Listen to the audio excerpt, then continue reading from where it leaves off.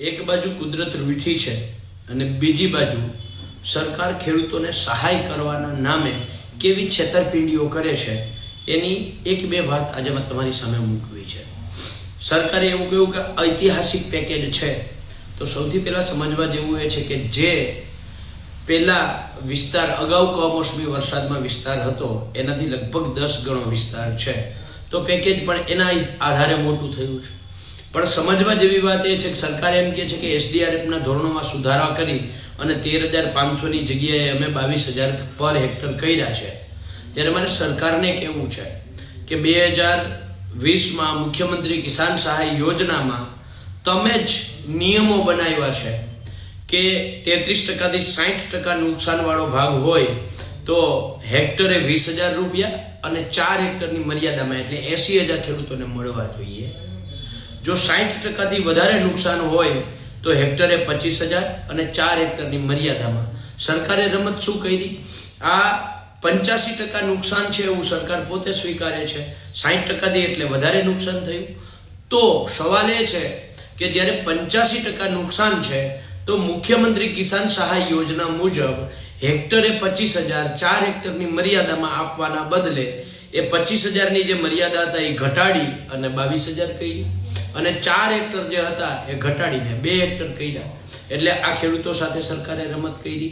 એટલું જ નહીં, મુખ્યમંત્રી કિસાન સહાય યોજનાની કલમ 9ની પેટા કલમ ઘમાં બહુ સ્પષ્ટ લખ્યું છે કે ખેડૂતોને મુખ્યમંત્રી કિસાન સહાય યોજના અને એસડીઆરએફ બંને લાભ મળવા પાત્ર છે. જો સરકાર એસડીઆરએફ અને સરકારની સહાય 10,000 કરોડ રૂપિયા હોય તો મુખ્યમંત્રી કિસાન સહાય યોજનાનો લાભ ખેડૂતોને કેમ ના મળે?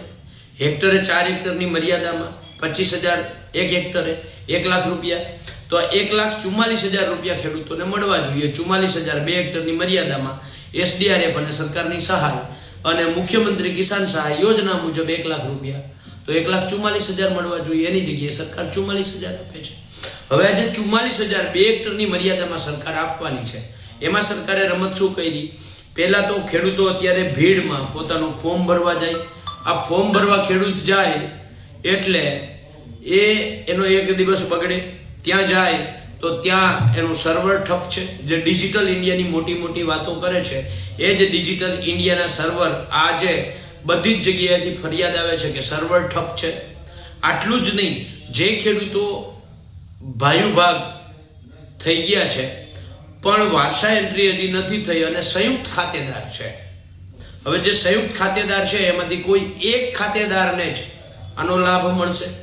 એવી જ રીતે કોઈ એક ખેડૂતના 3 અલગ અલગ ખાતાઓ છે. એક ખાતું 5 વીઘાનું, એક ખાતું 7 વીઘાનું, તો આ ખેડૂતને એક જ ખાતાનો લાભ મળશે. એ 5 વીઘા યા તો 7 વીઘાનું. આ બે ખાતે એક ખેડૂતના 2 ખાતા હોય તો 3 ખાતા હોય, એક 4 વીઘા, એક 3 વીઘા અને એક 5 વીઘા, તો એમાં મોટું ખાતું જે ખેડૂત લખાવે તો એક ખાતાનો લાભ મળશે. એટલે આ જે સરકારે રાહત પેકેજ 10,000 કરોડનું જાહેર કર્યું છે પણ એમાંથી ખેડૂતને 5,000 કરોડ રૂપિયા ચૂકવવામાં નહીં આવે. જેવી રીતે ગત વર્ષે જુલાઈ ઓગસ્ટ 2024ની અતિવૃષ્ટિનું 1,769 કરોડનું પેકેજ સરકારે જાહેર કર્યું હતું અને મેં કહ્યું હતું કે 500 કરોડ પણ સરકાર આ મત્સ્ય ચૂકવશે નહીં. એવી જ રીતે હું કહું છું કે આ 10,000 કરોડમાંથી સરકાર 5,000 કરોડ પણ ખેડૂતોને ચૂકવશે નહીં. માત્ર અને માત્ર જાહેરાત મોટી છે, વાસ્તવમાં ખેડૂતોને આટલું મળશે નહીં. એટલે આ સરકારની રમત સમજવા જેવી છે.